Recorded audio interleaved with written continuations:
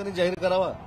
ज्या अलायन्सला पंतप्रधान पदाचा उमेदवारच नाही त्यांच्यावर आम्ही त्यांच्यावर बोलून त्यांना मोठं करू इच्छित नाही। दुसरीकडे महाराष्ट्रामध्ये आजच्या बैठकीत काही महत्वाचे प्रस्ताव पारित ठेवले जाणार आहेत का? उपस्थित काही राजकीय प्रस्ताव असणार आहेत का प्रचारासंदर्भातले किंवा युती धर्म पाळण्यासंदर्भातले?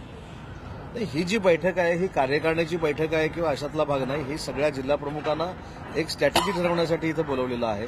शिवसेना महायुतीमध्ये कशा पद्धतीनं प्रचारामध्ये सहभाग घेणार आहे, कशा पद्धतीनं तो प्रचारामध्ये सहभाग घेतला पाहिजे आणि महायुतीचा उमेदवार निवडून आणण्यासाठी ताकदीनिशी कसं काम केलं पाहिजे या संदर्भातलं मार्गदर्शन आज मुख्यमंत्री महोदय करणार। सभांचं काही नियोजन असेल, स्टार प्रचारकांची काही यादी जाहीर केली जाईल का?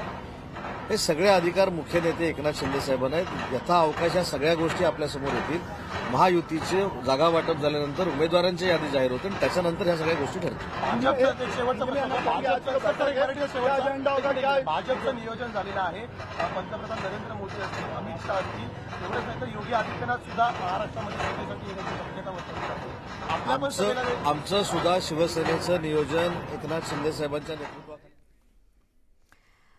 तर तिसरी दृश्य आपण जी महत्त्वाची पाहतोय, एकीकडे महायुतीची बैठक संपल्यानंतर राज ठाकरे आपल्या निवासस्थानाकडे रवाना झालेले आहेत आणि शिवतीर्थावरती त्यांचे नेते पदाधिकारी मनसेचे त्यांची वाट पाहत आहेत। अधिक माहितीसाठी